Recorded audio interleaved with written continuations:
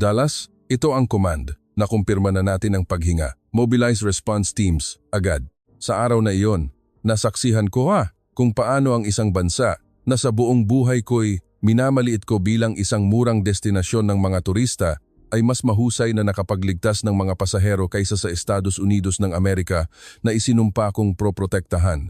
Gabi na sa security control room ng Dallas Airport. Ang malamig at puting ilaw fluorescent ay tumatama sa aking malamig ng tasa ng kape. Isang pulang ilaw ang kumikislap sa radar screen, kasabay ng isang malakas na alarma sa harap ko. Ako si Daniel Brook, isang kapitan sa SWAT unit ng abyasyon ng Estados Unidos at nakatitig ako sa emergency signal mula sa isang flight mula Frankfurt patungong Sydney. Isang maikling ulat ang nagpatahimik sa buong silid. Maraming pasahero ang nagpapakita ng sintomas ng pagkalason at kailangang lumapag agad. Ang pinakaligtas na lugar para sa paglapag ay hindi Los Angeles, hindi rin Tokyo, kundi ang Maynila sa Pilipinas. Sa isip ko, ang mga imahe lamang ng mga dalampasigan, mga turista, isang magulong lungsod, at isang sistema na tila hindi makakasunod sa pamantayan ang lumulutang. Sumandal ako, kinuha ang aking headset, at nagpasiyang pakinggan ang lahat ng mangyayari. Aalamin ko kung ano ang gagawin ng bansang ito na hindi ko kailanman kinilala sa susunod na ilang minuto. Ang alarma mula sa radar ay patuloy na tumutunog, ngunit ang communication channel ay nakabibinging tahimik. Tiningnan ko ang numerong 18 minuto sa sulok ng screen na parang countdown sa buhay ng mga tao sa eroplano. Bakit hindi sumasagot ang Maynila? Nagngangalit ang aking mga ngipin at bumibilis ang tibok ng puso ko ng hindi namamalayan. Sa aking isipan, biglang lumitaw ang mga imahe ng isang magulong paliparan, mga taong nagsisigawan at nagtatakbuhan, ang tunog ng hangin na tumatagas mula sa eroplano na may kasamang iyak ng mga pasahero. Iyon ang mga eksenang inaasahan ko mula sa isang bansang hindi ko kailanman binigyan ng kredito. At bigla, isang boses ng babae ang umalingaw-ngaw sa mga speaker ng control room. Agad na tumahimik ang lahat. NAIA Emergency Commander speaking. Natanggap na namin ang signal. Kinukumpirma namin, lalapag ang eroplano sa runway 06 sa loob ng 17 minuto. Ang medical team, fire team, at rapid response unit ay handa ng kumilos. Ang kanyang boses ay hindi nanginginig, hindi nagmamadali, at hindi masyadong mabagal. Ito'y isang Ingles na may bahagyang puntong Pilipino, ngunit malinaw at propesyonal. Sinundan ito ng mga maikli at mabilis na utos sa Filipino na hindi ko maintindihan. Sa sandaling iyon, nagsimulang magbago ang lahat sa screen. Ang mga CCTV feed mula sa Emergency Image Sharing System ay pumuno sa buong pader. Nakita namin ang war room ng Ninoy Aquino International Airport. Ang operations team ay tumatayo mula sa kanilang mga mesa, walang sumisigaw. Tanging mga salitang opo, sir. Sige po ang maririnig, at pagkatapos ay kumalat ang mga tao sa kani-kanilang mga pwesto na parang mga langgam na alam ang kanilang mga gawain nang hindi kailangang tawagin sa pangalan. Sa tarmac malapit sa runway 06, sabay-sabay na umilaw ang mga orange na ilaw ng 6 na truck ng bumbero. Dahan-dahan ngunit matatag na gumalaw ang convoy, pagkatapos ay humiwalay upang bumuo ng isang kalahating bilog sa isang perpektong kalkuladong distansya, hindi masyadong malapit na maging mapanganib, hindi masyadong malayo para maging walang silbi. Ang mga water cannon ay nakatutok sa landas na daraanan ng eroplano, naghihintay na lamang ng isang senyas upang magbuga ng malamig na tubig sa mga gulong at katawan ng eroplano. Sa di kalayuan, mga puting ambulansya mula sa iba't ibang pampubliko at pribadong ospital ang nakahilera na parang mga building blocks. Lahat ay nakaharap sa iisang direksyon. Sa tabi ng mga ito, may mga puting bus na ginawang evacuation vehicles na tahimik na naghihintay. Nakabukas ang kanilang mga pinto at may mga tauhan na nakasuot ng reflective vests na nakatayo sa bawat hagdan na tila sumasalubong sa mga panauhin kaysa sa mga taong tumatakas mula sa kamatayan. Ang nagpatigil sa akin ay ang itim na linya sa dulo ng runway. 12 tao na nakasuot ng itim na uniforme. Ang kanilang mga damit ay may maliit na logo na nagsasabing Bantay Paliparan Rapid Response Unit.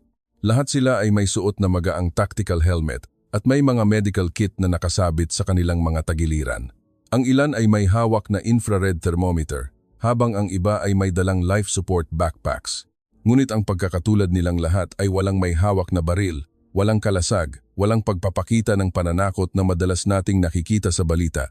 Sila ay nakahanay sa dalawang linya na may halos perpektong agwat na parang daan-daang beses na silang nagsanay para sa isang parada. Bakit ganoon kalapit sa runway ang tactical unit? Tanong ko kay Melissa, ang aking kasamahan. Hindi siya sumagot dahil abala siya sa pagtatala ng oras. Itinuro niya ang isang maliit na display sa sulok ng screen na nagpapakita ng mga numero. Total preparation time, 7 minuto at 30 segundo, Kapitan. Pakiramdam ko ay may tumamang matigas na bagay sa ulo ko.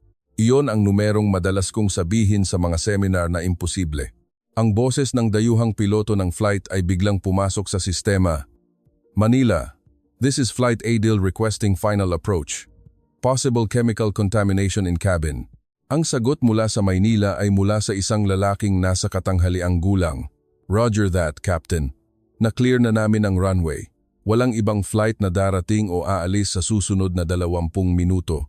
Pagkalapag, mangyaring huminto sa yellow-red mark. Aabutin ng aming team ang eroplano sa loob ng 90 segundo. Hinihiling namin ang kooperasyon ng mga pasahero na sundin ng maigi ang mga utos ng cabin crew. Naalala ko na sa Amerika, tinuruan kaming gumamit ng mahahabang pangungusap na puno ng mga kondisyon kung maaaring iniisip namin na.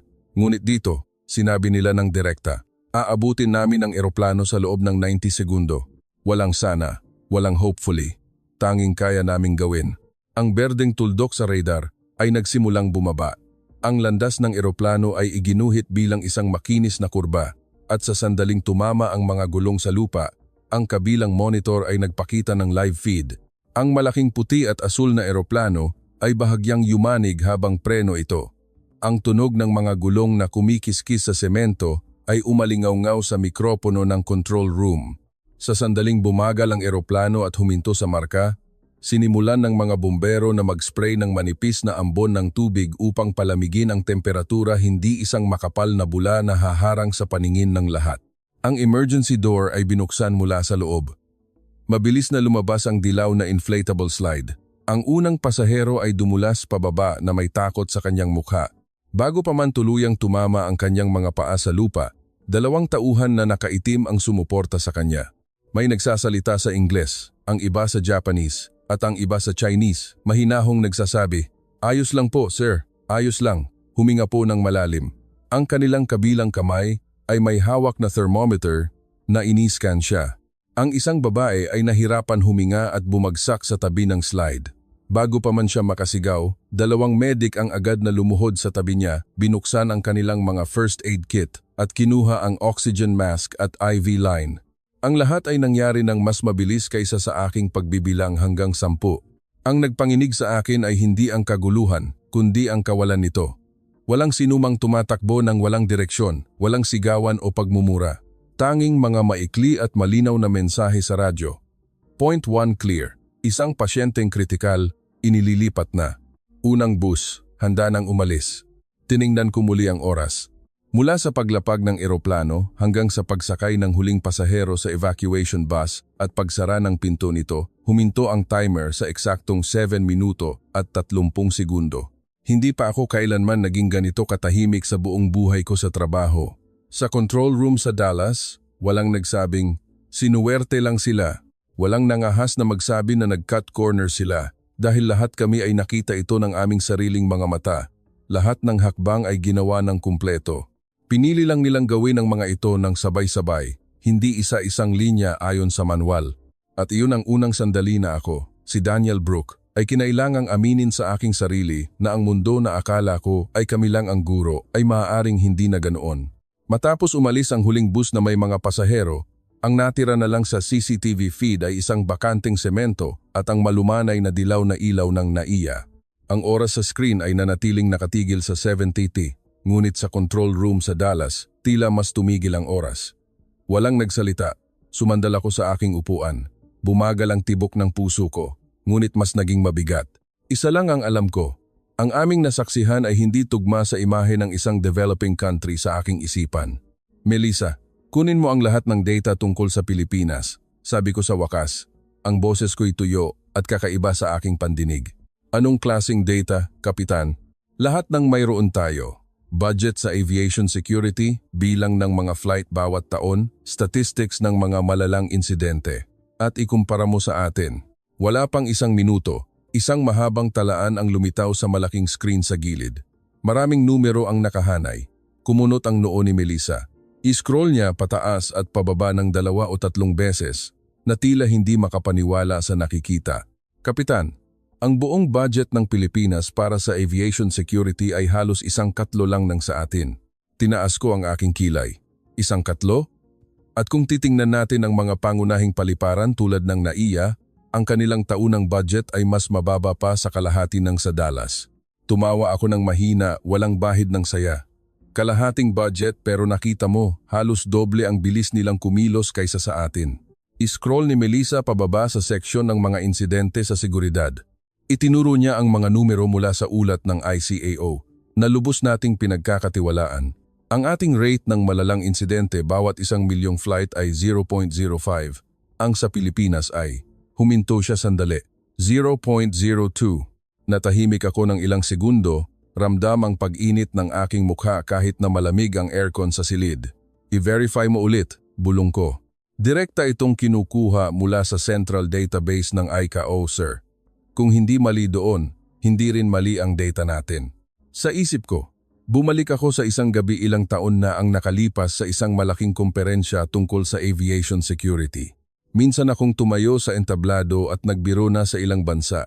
Ang budget para sa isang SWAT uniform ay mas mahal pa kaysa sa taunang kita ng isang mamamayan.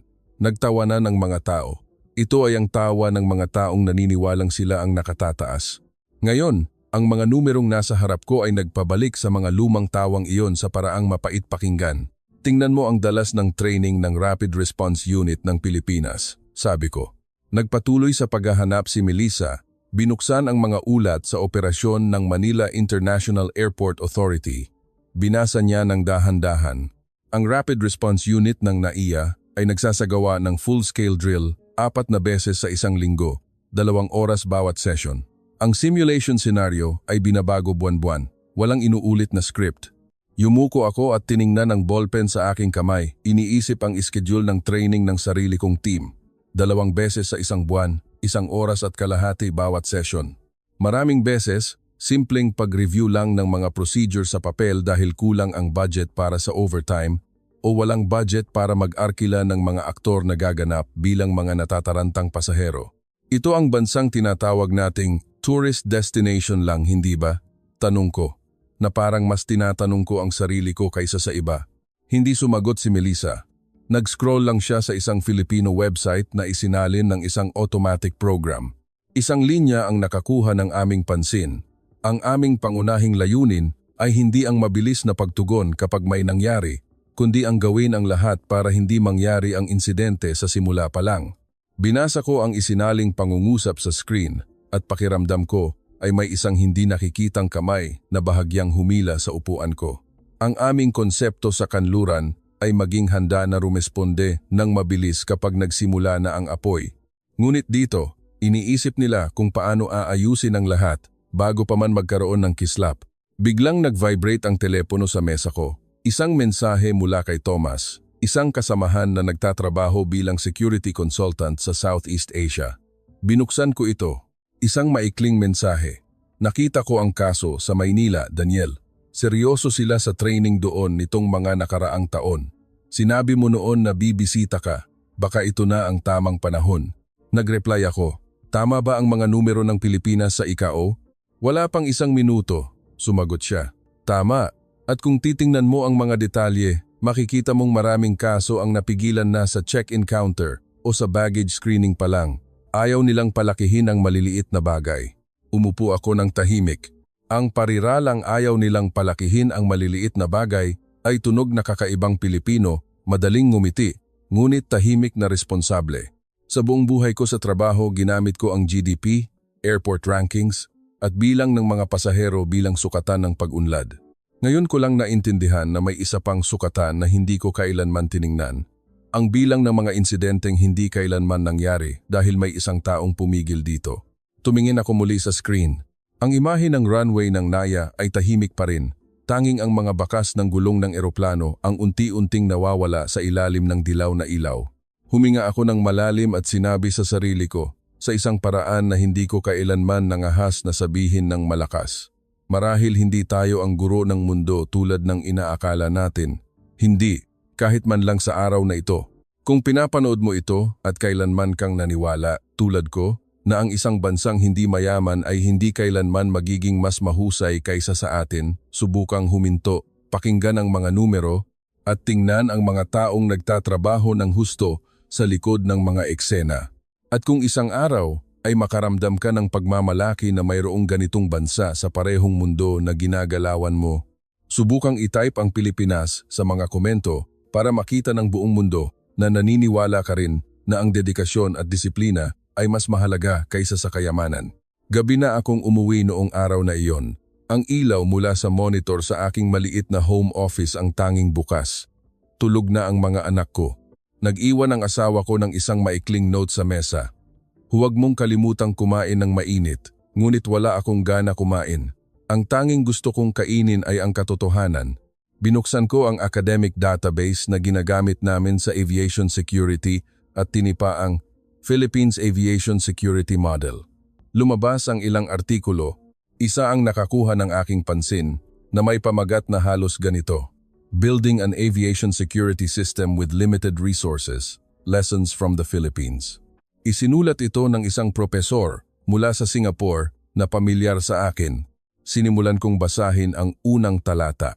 Ikinuwento ng may akda ang kanyang unang pagbisita sa Aviation Security Center ng Pilipinas, mahigit isang dekada na ang nakalipas.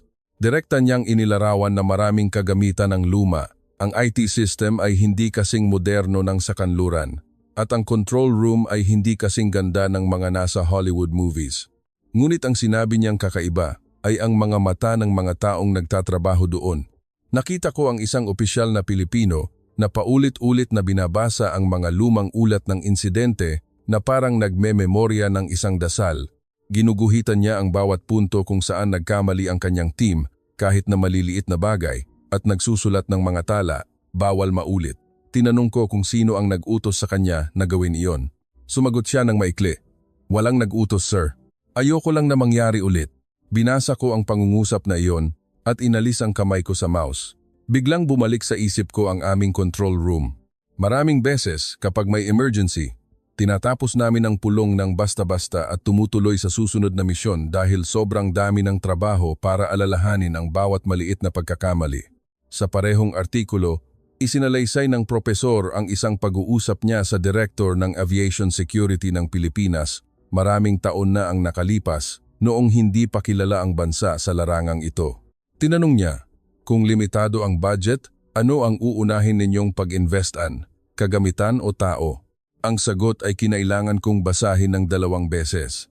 Wala kaming sapat na pera para bilhin ang pinakamahusay na kagamitan sa mundo. Kaya wala kaming karapatan na hayaan ang aming mga tao na maging simpleng tagapindot lang ng buton. Kailangan naming gawin silang mga taong kayang gawin ang trabaho kahit walang butones na pipindutin. Ang pangungusap na iyon ay tila kumonekta sa aking nakita sa runway ng Naya ilang oras lang ang nakalipas. 12 tao na kumikilos bilang iisa, nang hindi kailangang tumingin sa papel para sa mga utos. Binasa ko ang bahagi tungkol sa kanilang training culture. Ipinaliwanag ng propesor na hindi tinitingnan ng Pilipinas ang training bilang isang palabas para sa mga litrato sa taunang ulat. Sa halip, mayroon silang konsepto na sa tuwing nagsasanay sila, ito ay isang paunang paghingi ng tawad para sa isang insidenteng hindi nila hahayaang mangyari sa totoong buhay. Ikinuwento niya ang isang training ground sa Maynila, sa likod ng isang terminal, kung saan may isang bakal na balangkas na hugis eroplano, mga pansamantalang hagdan, at isang maliit na simulation ng runway. Kahit hindi tunay na eroplano ang gamit, lahat ay nakasuot ng kumpletong uniforme, sumusunod sa tamang tiempo, at kabisado ang kanilang mga posisyon na para bang may totoong emergency na naghihintay kinabukasan. Hindi ko maiwasang ikumpara ito sa amin. Mayroon kaming 3D simulators, malalaking screen, at realistic sound systems. Mayroon kaming mga aktor na gumaganap bilang pasahero sa mga malalaking drill. Ngunit maraming beses, kinakansela namin ito dahil kulang ang budget sa overtime o may mas mahalagang gawain. Habang nagpapatuloy ako sa pagbabasa, lumayo ang isip ko. Isang alaala ang bumalik noong ako'y bagong sundalo pa lamang, tumatakbo sa ilalim ng mainit na araw. Sumisigaw ang aming drill instructor. Ang isang sundalong may puso ay mas matibay kaysa sa isang sundalong may magandang baril. Noong panahong iyon, tinawanan ko lang iyon. Iniisip na isa lamang itong pampalakas loob para sa mga walang budget para sa armas. Ngunit ngayon, matapos makita kung paano nagtrabaho ang paliparan sa Pilipinas gamit ang mas maliit na budget ngunit mas epektibong nagligtas ng buhay, nagsimula kong maintindihan na ang lumang kasabihang iyon ay maaaring isang katotohanang ayaw nating tanggapin. Nagtapos ang artikulo ng propesor sa isang tahimik ngunit mabigat na pangungusap. Ang mga bansang may limitadong yaman ay walang ibang pagpipilian kundi ang maging tunay na mahusay. Tatalunin nila tayo hindi dahil mas mayaman sila, kundi dahil wala silang karapatang magkamali.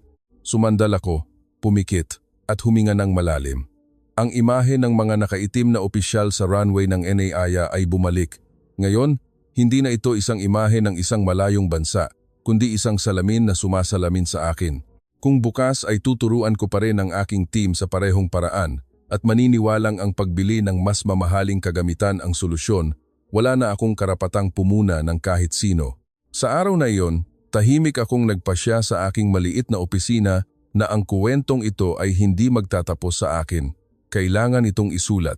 Kailangan itong maging isang ulat na direktang nagsasabi na marahil, ang buong mundo ay dapat tumingin sa maliit na sulok na ito ng Southeast Asia at tanungin ang sarili. Kailangan ba talaga natin ang pinakamahal na kagamitan o ang kailangan natin ay ang pinakahandang mga tao? Kapitan Brook, sigurado ka ba talaga na kailangan mong isulat ito ng ganito? Ang tanong ng Director ng National Aviation Security ay nagpatahimik sa conference room sa Washington, D.C. nang higit pa kaysa dati. Napakatahimik na maririnig mo ang mahinang ugong ng aircon.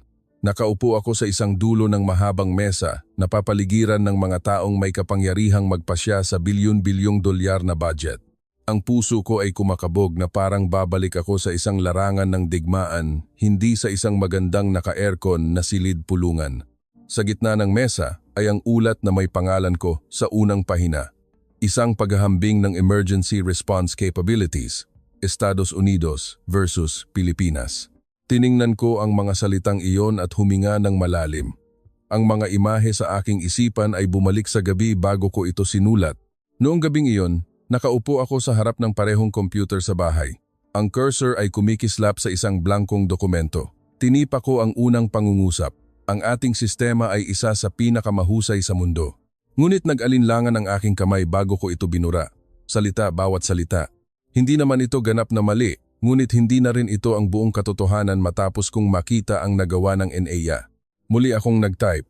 Ipinakita ng Pilipinas na sa pamamagitan ng limitadong yaman ngunit may matinding disiplina at kultura ng pagsasanay, ang isang sistema ng seguridad ay maaaring magpakita ng kakayahang higit pa sa mas mayayamang bansa.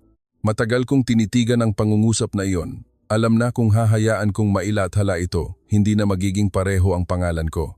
Ngunit isang parirala ang lumutang sa aking isipan, sa isang Ingles na may puntong Pilipino na narinig ko mula sa Maynila noong araw ng insidente. Ginagawa lang po namin ang kailangan naming gawin, Kapitan. Kaya't nagpatuloy ako sa pagsusulat. Bawat pahina, bawat section, inihambing ko ang average na oras ng pag-evacuate, ang rate ng malalang insidente bawat milyong flight, ang dalas ng full-scale drills, ang konsepto ng Pilipinas na pigilan bago mangyari. Lahat ay may numero, may pinagkunan, hindi lang opinyon ko. Isinulat ko ang tungkol sa lumang bakal na training ground sa likod ng terminal sa Maynila at kung paano ito lumikha ng isang team na kumikilos na parang iisang katawan.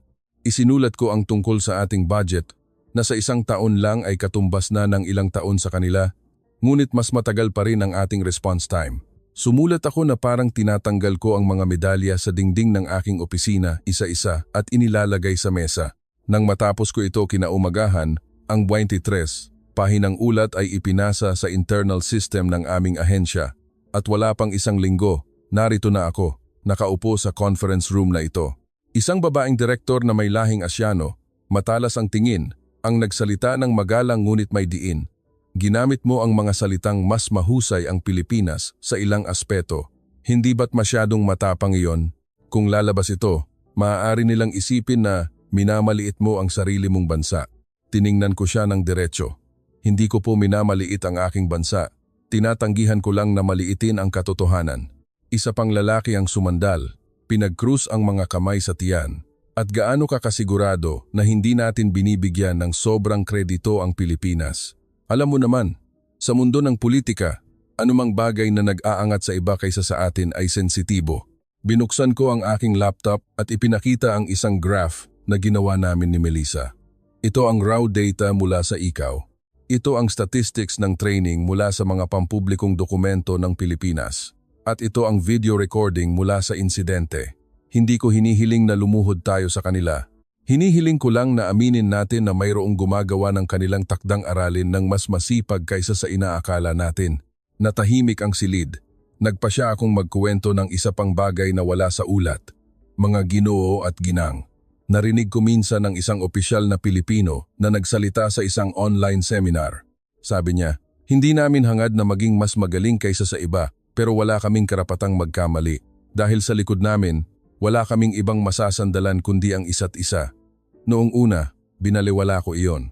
Pero ngayon, naiintindihan ko na kung ano ang ibig sabihin noon. Kumunot ang noo ng unang direktor. At ano ang gusto mong mangyari sa ulat na ito? Karagdagang budget? Bagong kagamitan? Umiling ako. Hindi ko isinulat ang ulat na ito para humingi ng pera. Isinulat ko ito para hilingin na baguhin natin ang ating pag-iisip. Kung patuloy tayong maniniwala na ang pagbili ng mas mamahaling kagamitan ang solusyon, hindi natin kailanman tatanungin ang tanong na tinanong ng Pilipinas sa sarili nito. Kapag walang magandang kagamitan, paano natin gagawing pinakamahusay ang ating mga tao? Ang isang lalaking nasa 60s na nakaupo sa dulo ng mesa ay bumuntong hininga. Alam mo ba Daniel, kung lumabas ito sa publiko, tatawagin kang traidor, isang taong nagpapahiya sa sariling bansa. Ngumiti ako ng bahagya. Alam ko po iyon. Pero kung mananahimik ako kahit na nakita ng sarili kong mga mata na may mas mahusay na sistema sa ilang aspeto, sa tingin ko, mas malapit iyon sa pagiging traidor sa buhay ng mga taong sumasakay sa ating mga eroplano araw-araw. Walang sumagot. Maraming mga mata ang umiwas, tumingin sa acronym na PH sa graph na tahimik na lumampas sa ating linya sa ilang mga kategorya. Sa isip ko biglang pumasok ang isang pangungusap mula sa academic article. Ang mga bansang may limitadong yaman ay walang ibang pagpipilian, kundi ang maging mas seryoso kaysa sa iba. Humarap ako muli sa mga direktor. Hindi ko kailanman inisip na ang isang bansang tulad ng Pilipinas ay magiging guro natin. Pero ngayon, kung magkukunwari tayong wala tayong kailangang matutunan, sa tingin ko, hindi iyon pagmamalaki.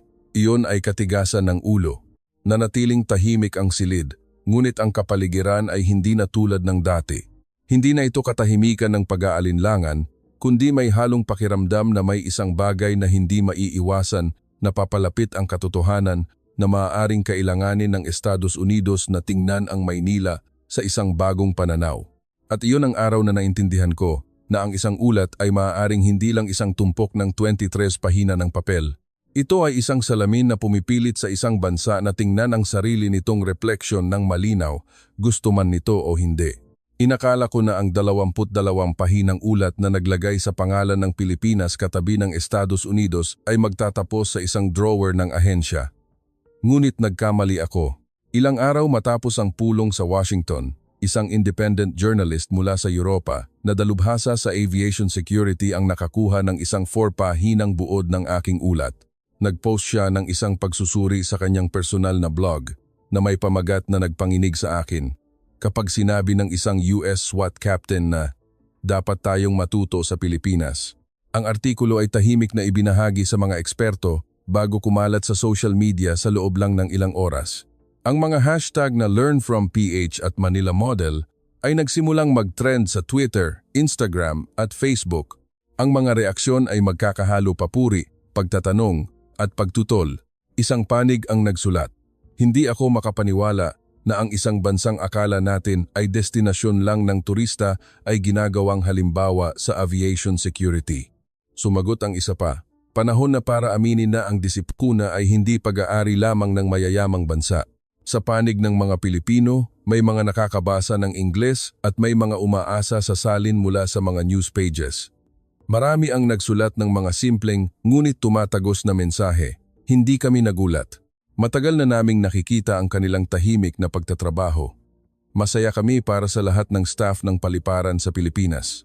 Sa gitna ng usapan, nakatanggap ako ng isang email mula sa isang International Security Policy Research Institute sa London. Inimbitahan nila ako sa isang online forum na may paksang Budget versus Disiplina. Mga aral mula sa modelong pangkaligtasan ng abyasyon ng Pilipinas. Kasama sa mga panelist ang isang propesor ng Security Studies mula sa Singapore, isang European expert sa airport security, at ang isang pangalan na nagpabilis ng tibok ng puso ko, Coronel Antonio Reyes, ang Commanding Officer ng Rapid Response Unit ng Ninoy Aquino International Airport, Pilipinas. Nang dumating ang araw ng forum, nakaupo ako sa harap ng kamera sa aking maliit na opisina na naging bintana ako sa libu-libong manonood mula sa buong mundo. Ang British moderator ay nagsimula ng may tono ng pagkamangha at pag-aalinlangan. Ito marahil ang unang pagkakataon na nakita natin ang isang mataas na ranggong opisyal ng pulisya ng Amerika na nananawagang matuto mula sa isang bansang dating tinitingnan bilang isang destinasyon lamang ng turista. Kapitan Brooke, bakit mo isinulat ang ulat na iyon? Tumingin ako ng diretso sa kamera dahil nakita ko mismo na ang isang team na may mas maliit na budget kaysa sa atin na nagsasanay sa isang lumang bakal na balangkas ay nagligtas ng mga buhay ng mas mabilis at mas sistematiko kaysa sa kaya nating gawin minsan.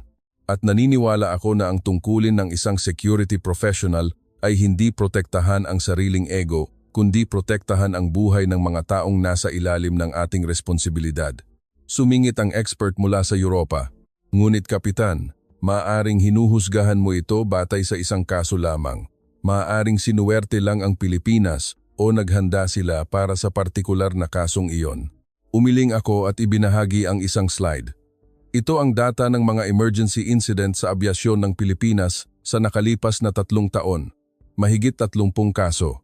Ang average response time ay mas mababa sa 10 minuto bawat kaso. Ang rate ng malalang insidente bawat milyong flight ay mas mababa kaysa sa maraming mas mayayamang bansa. Hindi ako nagsasalita mula sa pakiramdam, kundi mula sa mga numero. Turn na ni Coronel Reyes. Isang Pilipinong lalaki na nakaunipormeng navy blue ang lumitaw sa screen. Kalmado ang kanyang mukha, matatag ang tingin. Ang kanyang Ingles ay may malinaw na puntong Pilipino, ngunit bawat salitang lumalabas sa kanyang bibig ay lalong nagpapatahimik sa virtual room. Hindi ko po inakala na mapag-uusapan ang aming unit sa isang ganitong forum, ngumiti siya ng bahagya. Kami po ay mga simpleng manggagawa lamang sa paliparan. Ang aming tungkulin ay hindi para malaman ng mundo kung gaano kahusay ang Pilipinas, kundi para siguraduhin ang bawat taong pumapasok at umaalis sa aming paliparan ay nakakauwi ng ligtas sa kanilang mga pamilya araw-araw. Nagtanong ang moderator, marami ang nagsasabi na masyadong mabigat ang training ng inyong unit, 4 na beses sa isang linggo, at hindi naman ganoon kataas ang sahod ninyo. Sa tingin ninyo, sulit ba ito? Natahimik si Coronel Reyes sandali bago sumagot ng dahan-dahan. Ako po ay Pilipino. Lumaki kami sa konsepto ng hiya. Nahihiya kami, kahit sa pamilya ng mga taong hindi namin kilala. Kung isang araw ay may mangyaring malubha at kailangan naming tumayo sa harap ng isang bangkay at sabihing, paumanhin po, kulang po kami sa ensayo. Hindi ko po alam kung saan ako haharap. Ang hiya sa aming sarili, sa aming kapwa, ay napakabigat. Kaya pinipili ko na lang mapagod sa ensayo kaysa yumuko at humingi ng tawad sa huli. Naging ganap na tahimik ang virtual room. Nakita ko sa comment section sa gilid, may isang Pilipinong nag-type, "Salamat po sa lahat ng mga frontliners."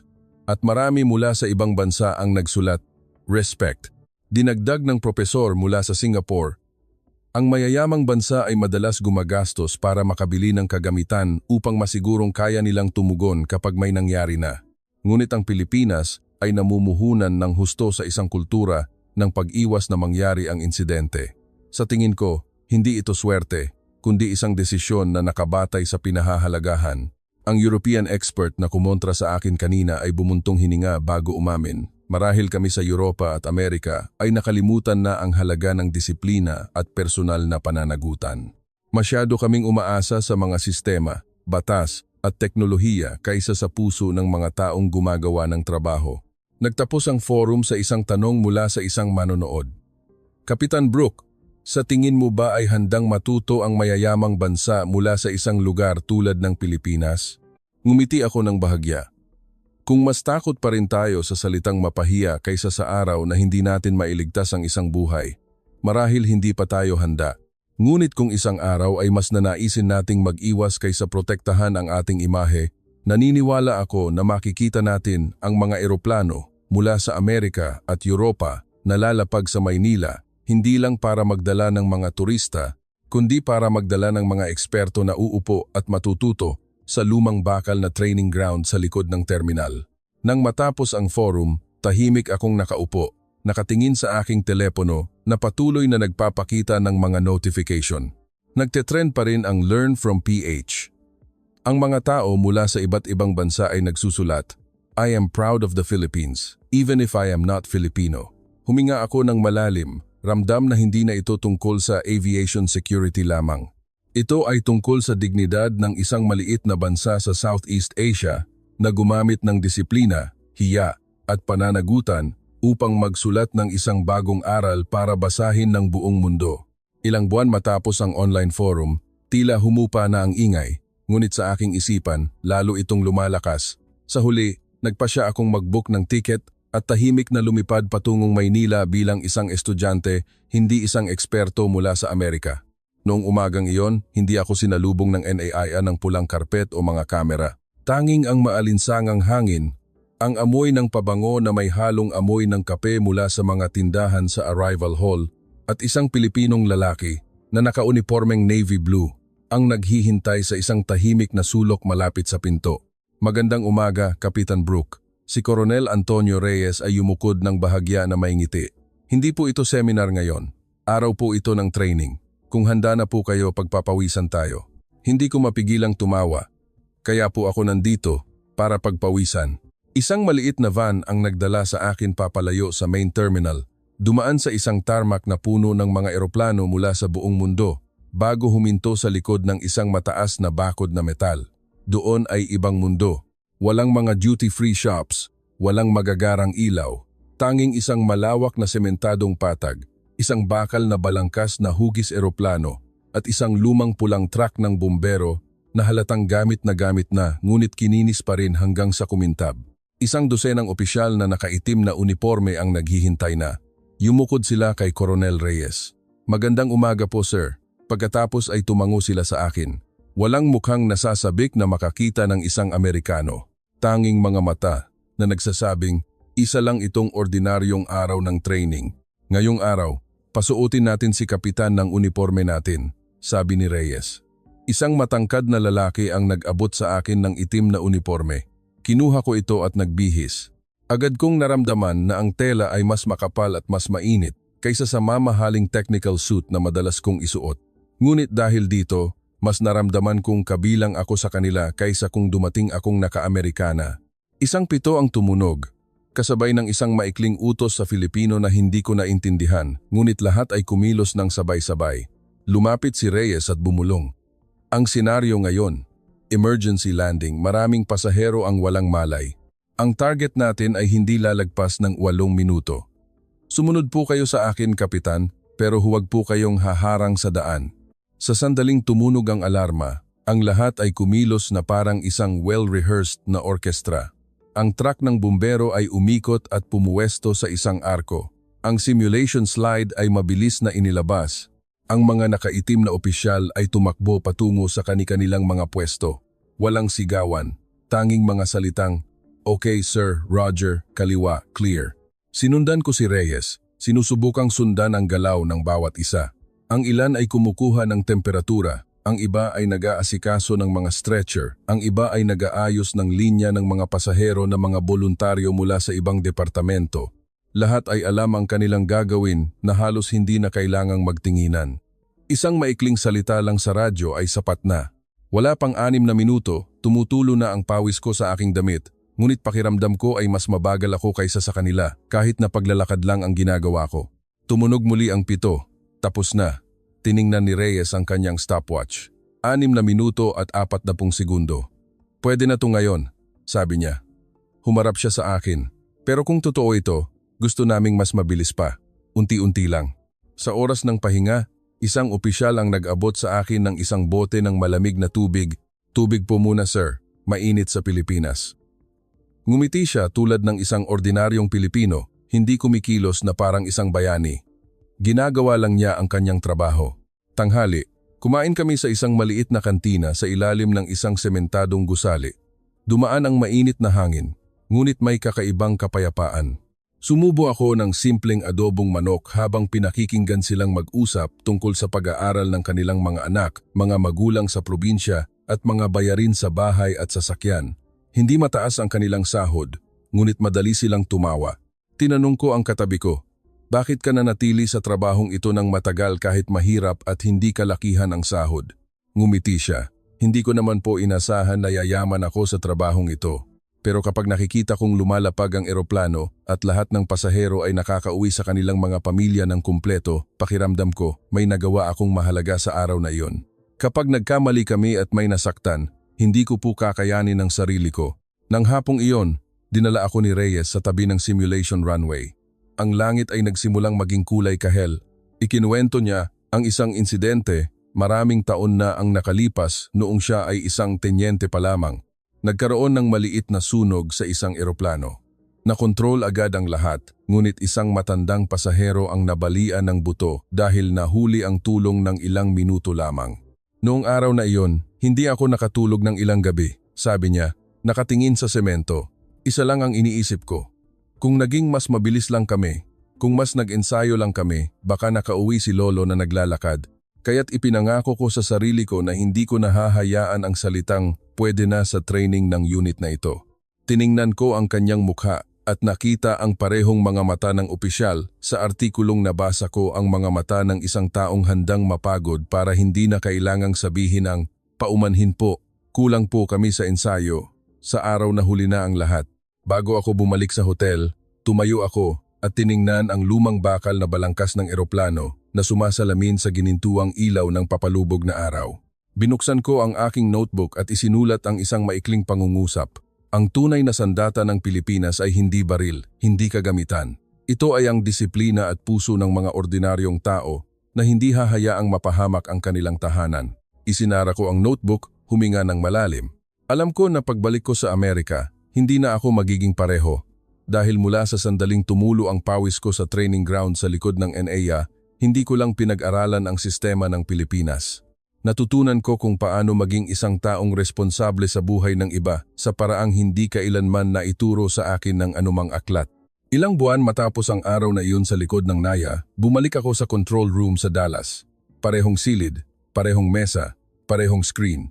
Ngunit may isang bagay na hindi na pareho. Sa dingding na dating puno ng mga sertipiko ng karangalan, tinanggal ko ang ilan at isinabit ang isang litrato. Ito ay isang larawan ko kasama si Coronel Reyes at ang kanyang nakaitim na team.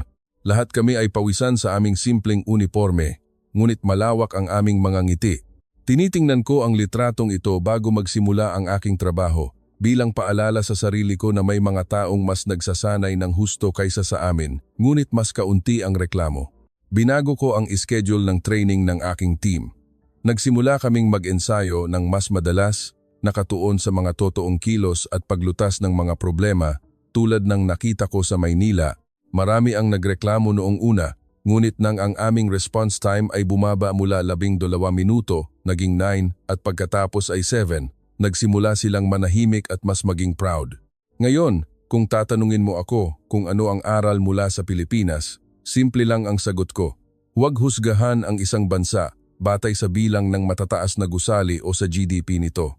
Sa halip, tingnan kung paano nila pinoprotektahan ang buhay ng mga ordinaryong tao. Huwag husgahan ang isang tao batay sa kanilang uniforme o sahod. Sa halip, tingnan kung paano sila tumatayo sa harap ng panganib at tanungin ang sarili, kaya ba niyang akuin ang responsibilidad para sa iba? Para sa akin, hindi lang isang aviation security model ang ibinigay ng Pilipinas. Nagbigay ito ng isang salamin para makita ng mundo ang sarili nito, nang mas malinaw na ang pinakamahalagang kapangyarihan ng sangkatauhan ay hindi pera, hindi teknolohiya. Ito ay ang disiplina, ang hiya, at ang pusong hindi nang iiwan sa kapwa. Kung umabot ka sa puntong ito at nakaramdam ka ng pagmamalaki sa mga Pilipino o nakaramdam na may pag-asa pa sa mundo dahil sa mga taong tahimik na nagtatrabaho tulad nila, pakiiwan ng komento at huwag kalimutang mag-like, mag-share at mag-subscribe sa channel na ito. Patuloy kaming magkukuwento ng mga ganitong istorya, mga kuwento ng maliliit na bansa, ng mga ordinaryong tao, ngunit may mga pusong hindi pangkaraniwan